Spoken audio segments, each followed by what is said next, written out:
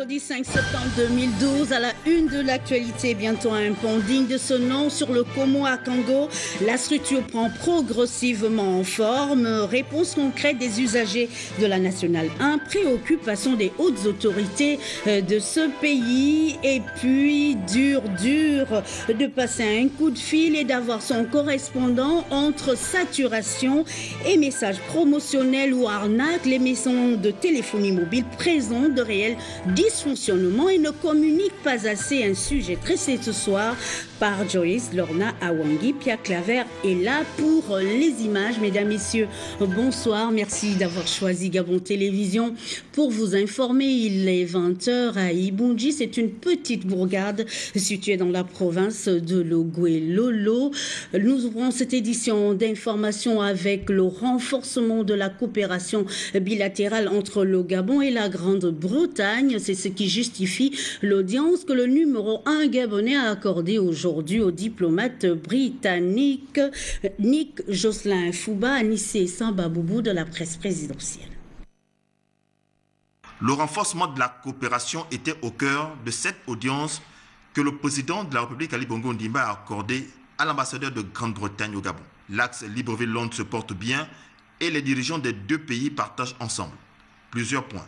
Le chef d'État a rencontré notre Premier ministre David Cameron cette année et je suis venu surtout pour faire le suivi, pour voir comment nous pouvons continuer à approfondir nos relations, pour avoir des relations beaucoup plus fortes et beaucoup plus amicales. Et aussi, j'ai amené un tout petit cadeau pour le chef d'État parce que cette année reste très importante pour la Grande-Bretagne, 2012, avec l'anniversaire, le 60e anniversaire de la reine sur le trône de la Grande-Bretagne et les Jeux olympiques. Alors, j'ai amené un cadeau pour commémorer l'anniversaire de la reine.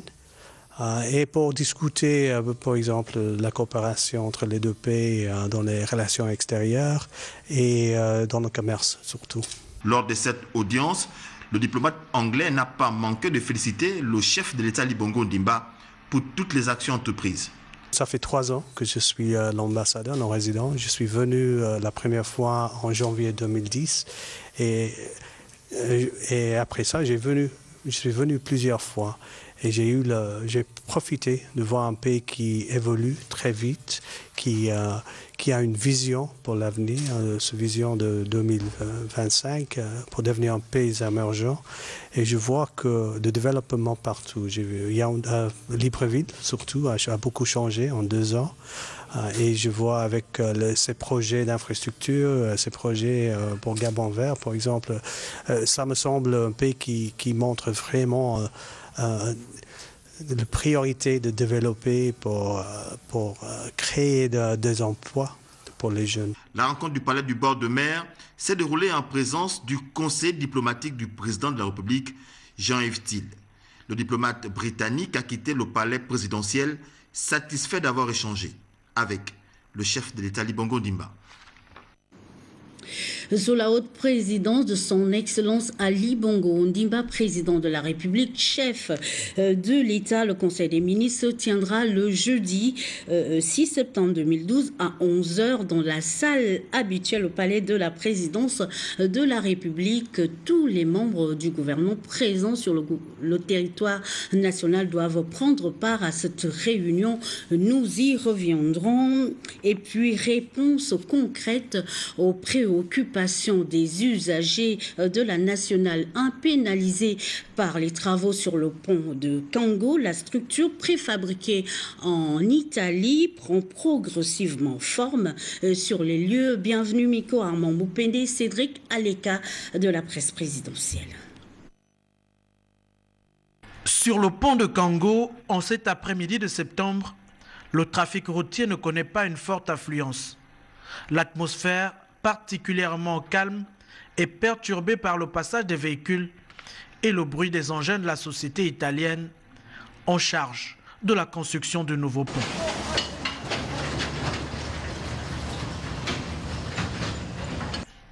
Fabriquées en Italie, les pièces de l'ouvrage ont toutes été acheminées sur le site. La première phase du montage s'exécute conformément au délai prévu. C'est bon, c'est beaucoup. C'est déjà un bon bonheur déjà. Au moins, si c'est déjà comme ça, c'est bon. Au moins, tout le monde pourra circuler au moins en paix. Que d'être au moins un peu dans les difficultés de la traversée. C'est du bon travail. On apprécie quand même ça. Parce qu'avant, là, c'était vraiment très dangereux. Là, c'est déjà bien. Quand ils vont finir, vraiment, c'est bien joli. Ouais. D'une longueur de 80 mètres, le nouvel ouvrage est en acier. Il dispose de 2 arcs de 14 mètres de haut. Une structure futuriste, certainement à nul autre pareil dans la sous-région d'Afrique centrale, selon sa maquette. Et en plus, la portée du pont de ce pont, c'est 80 mètres contre les 41 qui étaient d'abord. Et pourtant, ça va faciliter beaucoup le passage des barges, qui sont très lourds. La route est un facteur de développement. Le chef de l'État met un point d'honneur à la concrétisation de ce projet, avec la réhabilitation de la route nationale pour permettre une meilleure circulation des personnes et des biens vers l'intérieur du pays. La construction de cet ouvrage est l'œuvre d'une société italienne en accord avec le département de l'équipement. Les experts italiens ont également réhabilité l'ouvrage endommagé. Nous retrouvons Bienvenue Miko de la presse présidentielle.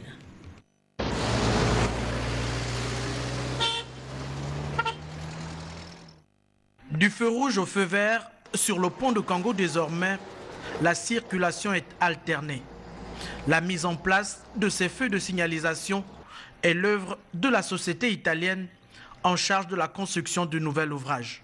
Conséquence, la circulation depuis quelques jours est plus fluide. Ces feux servent à réguler la circulation, dans ce sens que ceux qui reviennent de Libreville pour l'axe Ekouk donc peuvent d'abord attendre parce que c'est une voie pratiquement réduite. On est loin, et bien loin des longues files d'attente et des désagréments causés par la fermeture du pont aux véhicules poids lourds.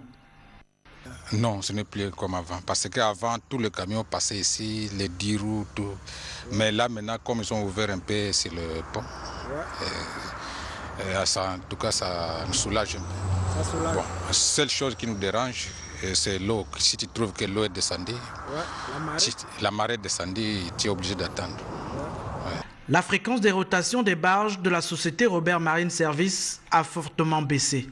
Jusqu'à 75 tonnes maximum, les experts italiens sur l'ouvrage endommagé ont trouvé une solution palliative en attendant la nouvelle structure.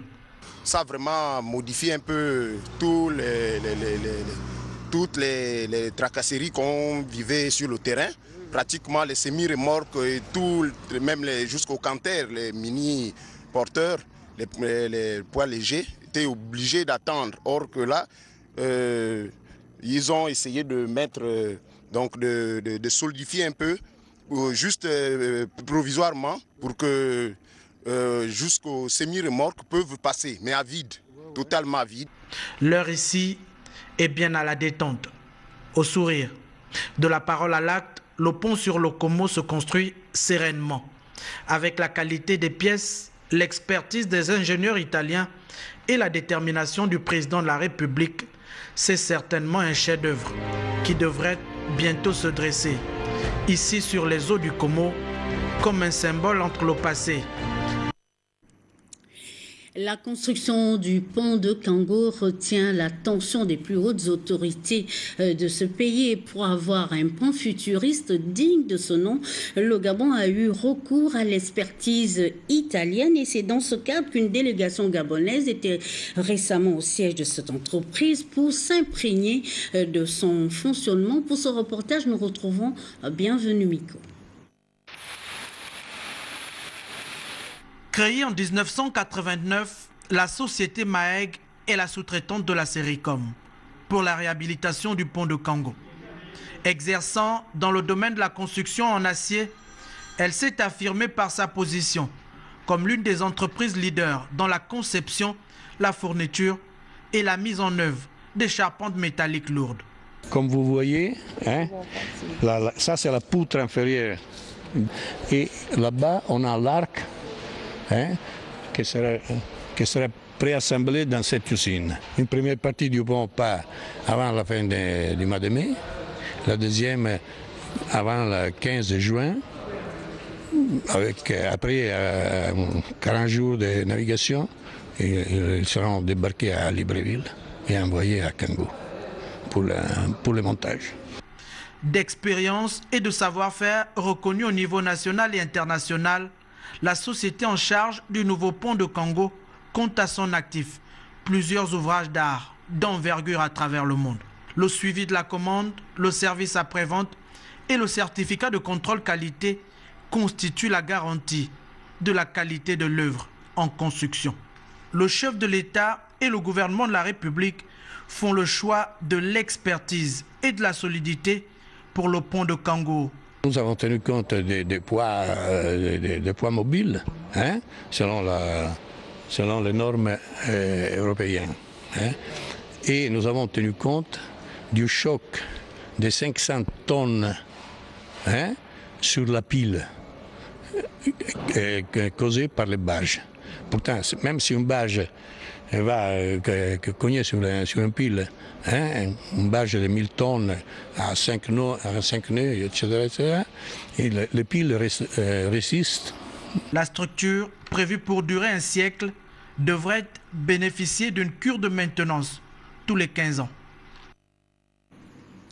On en vient maintenant à ce court séjour du conseiller politique du président de la République, Alain-Claude Bilé-Bizet à Makoko, dans la province de Logoué-Ivindo. Profitant de cet intermède, il a échangé spontanément avec les populations sur les questions brûlantes de l'heure. Biwawu Mikala, Yvette Leguo, Okosa. C'est dans une ambiance de fête que les populations de Makoko, tout âge confondu, ont pris d'assaut la place prévue pour l'organisation de la rencontre, impatiente de suivre avec beaucoup d'attention le message du président de la République, Ali Bongo Ondimba, dont le conseiller politique a été porteur. Depuis quelque temps, certains de nos frères, une certaine opposition, se sont levés pour dire eux aussi ils sont présidents. Est-ce que vous connaissez un pays au monde où il y a 2 présidents? Ça s'appelle du désordre. Un parti politique, ça a un programme. Un parti politique, ça a un projet. Mais quel est le projet de ces gens-là? Est-ce qu'on se lève 3 ans après pour dire « ça y est, je suis président » ? Non. Non. La question que le chef de l'État m'envoie vous poser, elle est simple. Est-ce que ce désordre qui commence à Libreville, il doit entendre qu'à Makoko aussi, il y a ce même désordre? Non. Ce message de sensibilisation, de fermeté, de vigilance pour préserver la paix sociale n'a pas laissé indifférents les destinataires. La population de Ntalo n'est pas dupe. Les choses actuellement sont en train de changer et nous sommes pour l'émergence. Aujourd'hui, nous voyons les choses qui ont changé. Les choses changent. Nous avons le tronçon Lalara au vent qui est en travaux. S'il y a un perturbateur, quelqu'un qui veut vraiment mettre le pays en ébullition, Ntalo ne sera pas derrière ça. Le Gouvernement n'a plus droit à l'erreur. Nous n'allions plus nous embarquer dans les trains à vapeur. Nous sommes dans le train de l'émergence. Avant cette rencontre, Alain-Claude Bilé-Bizet s'est rendu au gouvernorat délivrer le même message aux autorités locales, en tête desquelles le préfet Vincent de Paul Ivala, assurant l'intérim du gouverneur empêché. Même son de cloche à Mouila, chef-lieu de la province de Langounié. Suite aux derniers événements du quartier Cocotier, les jeunes de cette localité réunis au sein de l'association Ali Bongo Ondimba dénoncent avec la dernière énergie la manipulation des jeunes et la tenue d'une conférence nationale bis. C'est un sujet traité par nos confrères de Télé Africa. Issus des différents quartiers et structures associatives de la commune de Mouila, telles que l'antenne provinciale de l'association Génération Ali Bongo Ondimba, jeunes, moins jeunes, hommes et femmes, multiplient actions de mobilisation et rassemblements à Mouila Mangondo pour dire non à l'agitation orchestrée il y a quelque temps par certains acteurs politiques de l'opposition gabonaise. laquelle agitation passe malheureusement par la manipulation et l'instrumentalisation de la jeunesse, dénonce ces populations de la capitale provinciale de Langounié. Nous, enfants de Langounié réunis autour de l'association Génération Ali, condamnons avec la dernière énergie le caractère belliqueux des anciens hauts dignitaires de la République. Convaincus des améliorations apportées dans leur quotidien par les actions et chantiers entrepris dans le cadre de la politique de l'émergence impulsée et conduite par l'exécutif gabonais, ces Molvilloises et Molvillois affirment leur volonté de continuer à avancer dans l'épanouissement amorcé du pays avec le chef de l'État et le gouvernement de la République. Nous encourageons, Monsieur le Président, de faire du Gabon un pays émergent. Pour clôturer notre propos, nous disons aux fossoyeurs de ne pas nous divertir. Alors, laissez-nous avancer avec Yahali. Amen. Je veux que nous continuions dans cette ligne-là. Normalement, nous les Gabonais ici à Moula, vraiment on le soutient.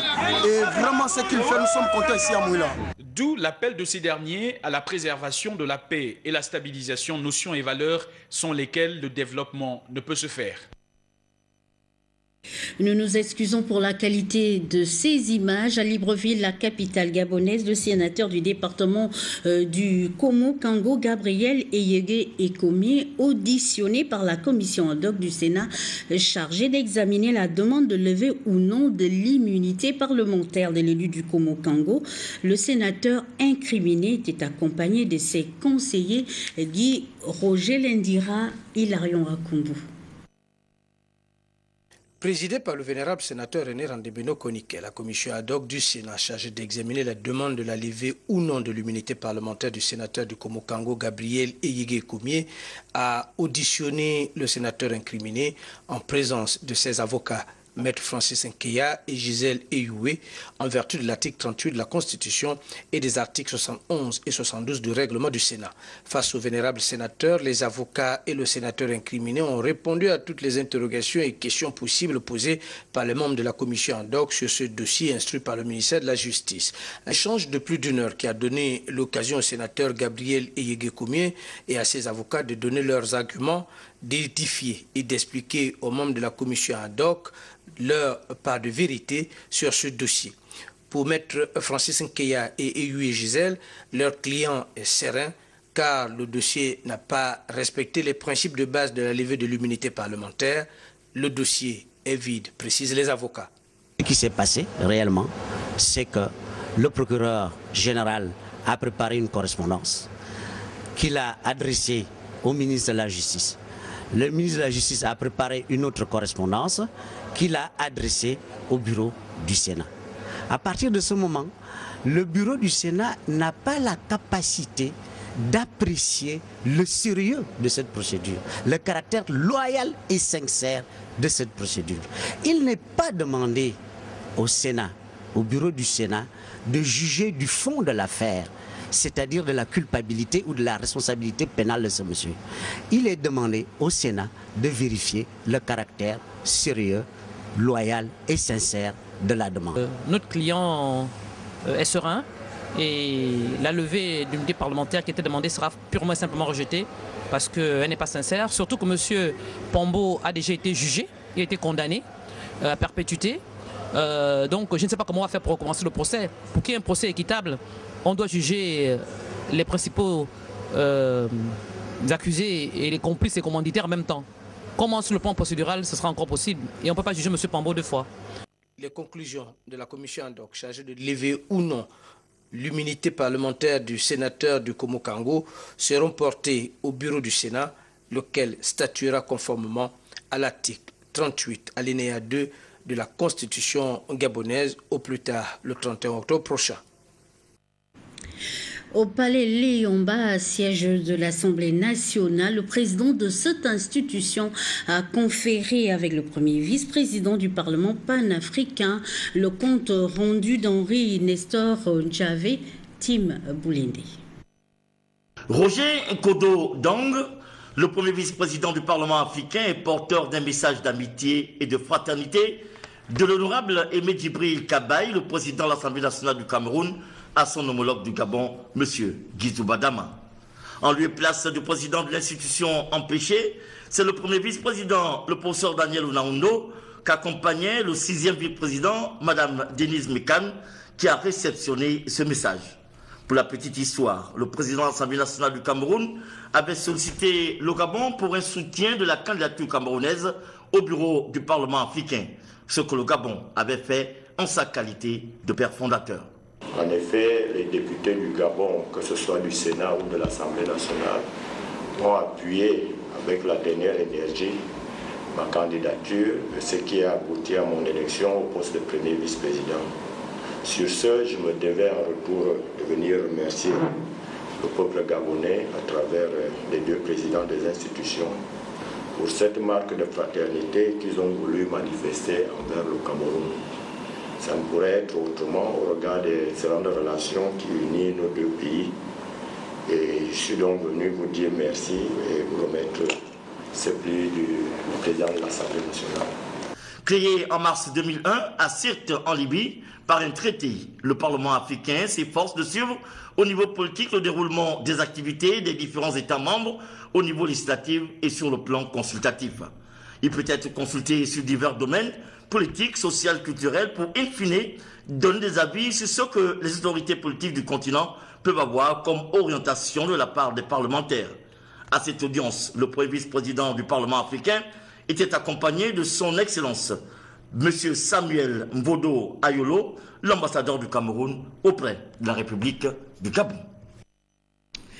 Institué en République gabonaise depuis 2010, tous les premiers mercredis du mois étaient consacrés à la journée citoyenne. Aujourd'hui, les populations n'adhèrent plus à cette initiative. Où est passé l'engouement qu'il avait suscité lors de son lancement? Des précisions dans ce sujet commenté par Arnaud Ondo et Yvette Legouo-Koussa. Immédiat, c'est l'un des objectifs assignés à la journée citoyenne. Seulement, quelques années après son institution, l'initiative pourtant lancée tambour battant connaît un essoufflement certain. Non, mais la journée citoyenne, c'est une journée consacrée à un citoyen qui aime son pays.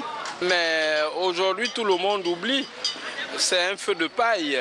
C'est venu avec trompette et ça part en clando. Les premiers jours, ça se faisait bien, mais maintenant, on voit les rues sont sales. L'herbe pousse partout. Dans les différents quartiers de la capitale, le phénomène de l'insalubrité se pose avec acuité.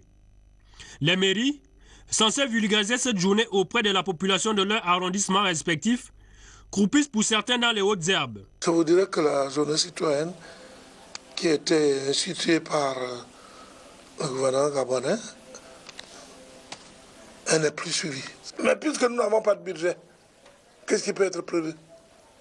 Puisque nous n'avons pas de budget, je vous dis qu'on n'a même pas un budget de fonctionnement.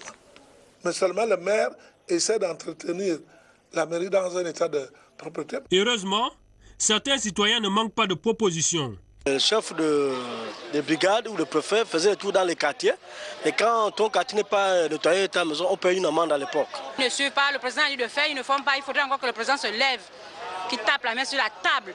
La propreté étant la base de toutes les conditions hygiéniques, les populations devraient-elles toujours attendre les initiatives gouvernementales pour assainir leur environnement? Plus de journées citoyennes, résultat de course, les différents points de paiement du trésor public sont devenus de grandes poubelles. Le constat est fait ici par Audrey Sylvia Madjinou et Serge Nzengi Mabila de notre rédaction.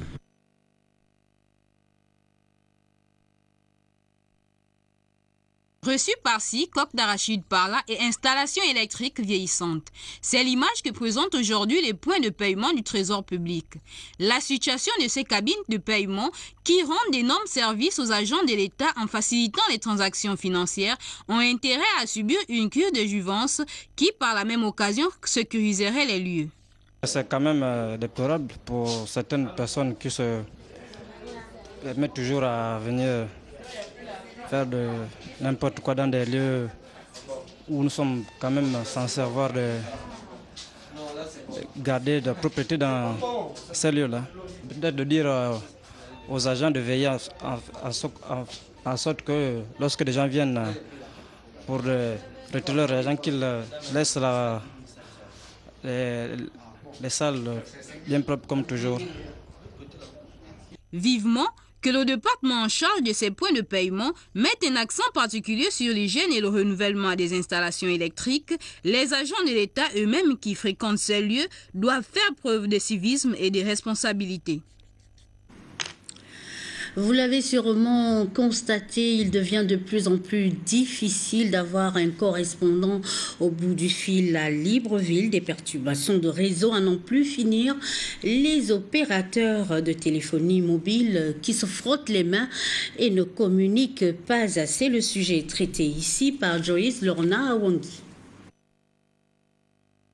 Que se passe-t-il avec certains réseaux de téléphonie mobile?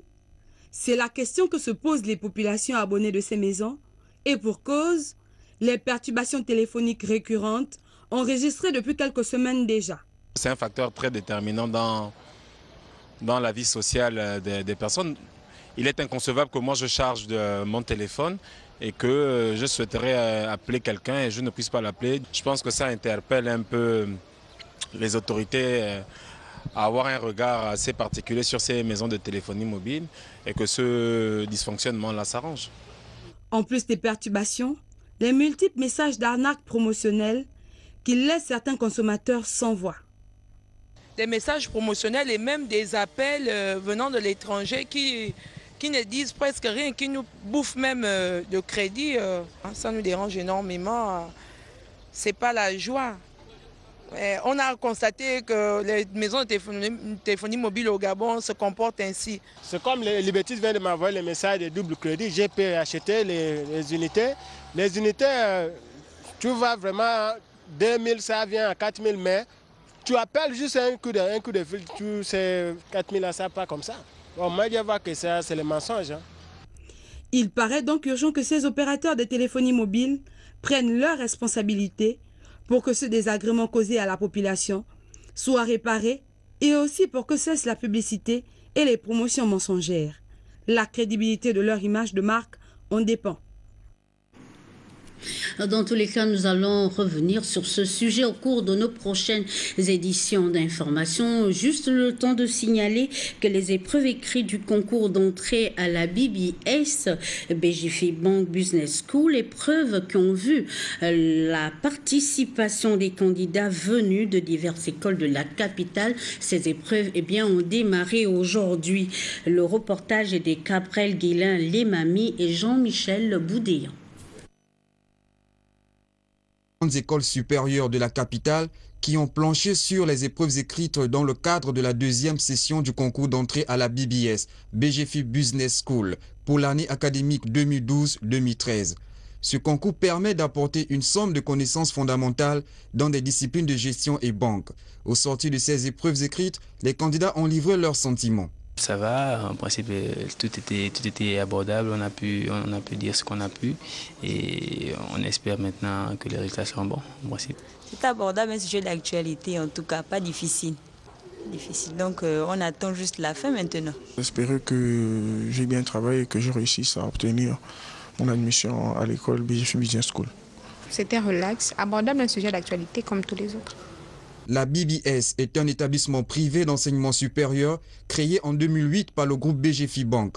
Ce concours prendra fin très prochainement par les épreuves orales.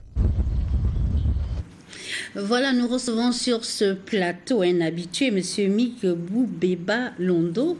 Bonsoir. Bonsoir. Alors, vous êtes rapporteur général à la CENAP et ce soir encore, vous avez une communication. Communication de la Commission électorale nationale autonome et permanente, CENAP. Dans le cadre de l'organisation de l'élection partielle du député du deuxième siège du département du Komo-Monda, province de l'Est-Hier, et de celle des membres du conseil municipal de la commune d'Omboué, province de l'Ogooué-Maritime, la Commission électorale nationale autonome et permanente réunie en assemblée plénière ce mercredi 5 septembre 2012, a fixé comme suit le calendrier électoral. Date limite de dépôt des déclarations de candidature auprès des commissions électorales locales. Le vendredi 14 septembre 2012 à 18h. Ouverture des campagnes électorales. Le mercredi 10 octobre 2012 à 0h. Clôture des campagnes électorales le vendredi 19 octobre 2012 à 24h. Convocation des collèges électoraux le samedi 20 octobre 2012 de 7h à 18h. Fête à Libreville le 5 septembre 2012 par le président René Aboguela. Je vous remercie. Merci. Dans le reste de l'actualité, la page culturelle avec l'OMVET à l'honneur avec la sortie d'un livre en version bande dessinée qui a été présenté récemment à la Maison du Livre en présence de Viviane Avadang et Michel John Baudéan de notre rédaction. Les épopées ont pendant longtemps été considérées comme ne relevant que du monde des initiés. À travers ce nouveau livre qui vient enrichir le monde livresque gabonais, la donne change. En effet, l'OMVET, en bande dessinée, revêt une double particularité dont l'accessibilité aux non-initiés. La bande dessinée, c'est l'image. L'image, vous savez que l'image a un impact psychologique important sur les enfants. Un enfant saisit d'abord par l'image, la couleur, avant de regarder le texte. Les enfants ne savent pas lire, mais tout de suite, ils regardent les couleurs, ils regardent donc les images. Nous voulons en fait intéresser les plus jeunes à leur culture. Voilà. Nous voulons que demain, nos enfants aient pour héros africains les personnages africains plutôt que les personnages occidentaux. Ce produit aujourd'hui mis sur le marché de la consommation est un travail de longue haleine. Il fait un scénario et puis moi je fais les images à partir du scénario. Je mets du mien, quoi. J'imagine un peu avec mon talent par rapport à quelqu'un un peu sur son scénario. L'usage de la bande dessinée donne satisfaction à plus d'un. Par la même occasion, le souhait a été formulé dans l'optique de voir la bande dessinée s'étudier chez nous comme sous d'autres cieux. Féliciter les illustrateurs ou BDistes. Aujourd'hui, la bande dessinée est un genre littéraire. Donc ce sont des écrivains à part entière. La BD est étudiée à l'école sous d'autres cieux, en France notamment, et je l'espère bientôt au Gabon, parce qu'elle porte aussi la culture. Au cours de cette dédicace, Gabonitude de l'IBEC en version bande dessinée et des cartes présentant des personnages culturels ont également été présentées. Jouer avec les mots, tout un art, c'est pourquoi cette année 2012, la ville de Montauban en France vient d'organiser le championnat mondial francophone de Scrabble. La fédération gabonaise de Scrabble était de la partie en se positionnant à la 8e place du palmarès classique international de Scrabble. Notre champion national est le jeune Gabonais Judas Ingrid Madela, Armel Baoulé, Yvette Legwo-Kossa. Comme l'ambition ne connaît pas de limite, sans subvention du ministère de la Jeunesse et des Sports, qu'à cela ne tienne, les membres de la Fédération gabonaise de Scrabble ont pu prendre une part active cette année au championnat du monde de Scrabble francophone. Dès leur arrivée dans la ville de Montauban, qui regorge près de 55 974 habitants, la délégation gabonaise a été chaleureusement reçue par le maire adjoint de Montauban et les organisateurs de l'événement. Vous voyez ici sur le site historique de l'ancien collège où vont se dérouler toutes les épreuves du Scrabble classique, et ensuite nous aurons un deuxième site qui est Eurythmie, la salle des spectacles qui contient jusqu'à 4000 personnes et qui va donc accueillir les grosses manifestations avec 900 joueurs. C'est finalement dans cette salle emblématique d'Eurythmie que les épreuves du très célèbre jeu de lettres devaient avoir lieu. Du coup, les scrabbleurs gabonais étaient conscients que durant 9 jours sur ces tables, plus d'1 millier de participants vont devoir rivaliser d'imagination et de concentration pour inscrire leur nom au palmarès de cette compétition internationale, puisque ce sport lie à la fois culture, concentration et rapidité stratégique. Nous sommes bien contents d'être à Montauban cette année. C'est une délégation globale en termes de joueurs, on va dire 7, parce qu'on a un joueur qui évolue au Maroc, qui va arriver, M. Jean-Gilles, donc tout le reste est là. De compétition en compétition, en jouant avec les mots, lors des différentes exhibitions en duplicate ou en classique, les scrabbleurs gabonais ont pu confronter leur technique de jeu au point où Jules Das, Ingrid Madela, s'est positionné à la 8e place mondiale du Scrabble classique 2012. Un palmarès qui fait plaisir aux organisateurs de l'événement. Pour le Gabon, mais c'est clair qu'on a discuté avec le président Jean-Yves Mwamba. L'idée, ce serait d'arriver aussi à faire un festival de Centrafrique, de pouvoir également encourager le Gabon à développer le Scrabble au niveau scolaire. C'est la première fois que l'équipe du Gabon inscrive son nom au palmarès de la compétition.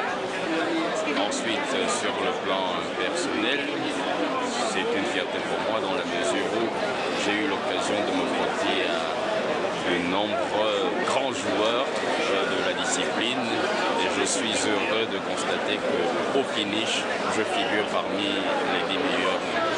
À côté de la compétition, Montauban a fait la part belle à la découverte de la ville et à ses vestiges. Que c'est Harry Moski avec nos amis québécois que l'on se fixera rendez-vous en 2013. Merci Armel Baoulé pour toutes ces précisions. Et puis nous allons clore cette page culturelle avec une invitée sur ce plateau, Danielle Esther. Bonsoir. Bonsoir. Déjà, merci de m'avoir invité sur ce plateau de Gabon Télévision. C'est nous. Alors, vous êtes artiste gabonaise internationale et vous venez ici ce soir nous présenter votre nouvel album, Des Magies. Oui, tout à fait. Alors, justement, c'est mon nouvel album intitulé Des Magies. Pourquoi Des Magies? Ben, écoutez, Des Magies, c'est une histoire d'amour. Hein. C'est vrai que depuis l'on me pose la même question. Oui. C'est d'abord une histoire d'amour. Entre qui et qui? Entre un homme et une femme. Et c'est tout simplement magique. Alors, 12 titres. Quelles sont les thématiques en dehors de l'amour que vous évoquez? Est-ce qu'il y a d'autres thématiques? Oui, en fait, je chante un peu l'amour. L'amour? Oui, l'amour dans tous les sens. D'accord. Est-ce que votre album est déjà disponible sur le marché gabonais? Oui. On peut le trouver où? Ben, écoutez, on peut le trouver au Gabon, c'est-à-dire qu'à Libreville pour l'instant. Et aussi en France, à la FNAC, à Virgin et à GPS Productions. Et aussi, je venais pour annoncer ma tournée afro-caribéenne. Oui, où? Qui va pas. Ben, écoutez, on n'a pas encore décidé des dates. C'est pour cela que je venais le présenter, parce que je vais débuter par le Gabon, parce que quand même ça fait près de 20 ans que je suis partie et ça fait plaisir de débuter par chez moi, parce que je suis gabonaise, hein, même si je vis à l'étranger depuis presque 20 ans, hein, je vais dire. Donc j'ai envie de tout débuter par ici et pour dire aux Gabonais que je suis gabonaise. Voilà, et présenter l'album ici. Bon, avant de nous séparer, est-ce que vous pouvez comme ça nous gratifier d'un a cappella? Oui. Alors, de quelle chanson je ne sais pas, n'importe quelle chanson dans votre... Alors, je vais chanter Des Magies. Hein. D'accord. Oui. Alors, un petit a cappella. Alors, je vais juste... Tu as hanté toute ma vie. Tu possèdes tout mon corps. Tu tiens les rênes. Je suis envoûtée par ta magie. Oh, je crie à l'aide. Pourtant, c'est toi mon envie. Dis-moi que dire, comment faire. Voilà, c'est ça. Voilà, Danielle Esther, vous nous donnez envie de vous écouter. Merci beaucoup d'être passé nous voir. C'est moi qui vous remercie, ça a été un plaisir. Merci encore de m'avoir reçu sur ce plateau de Gabon Télévision. Merci, mesdames et messieurs. Cette édition d'information s'achève. Donc, sans vous rappeler que sous la haute présidence du chef de l'État, Ali Bongo Ondimba, un conseil des ministres se tiendra demain à partir de 11h au palais présidentiel. Tous les membres du gouvernement présents sur le territoire national doivent prendre part à cette réunion. Merci pour votre attention. À demain, 20h. Merci.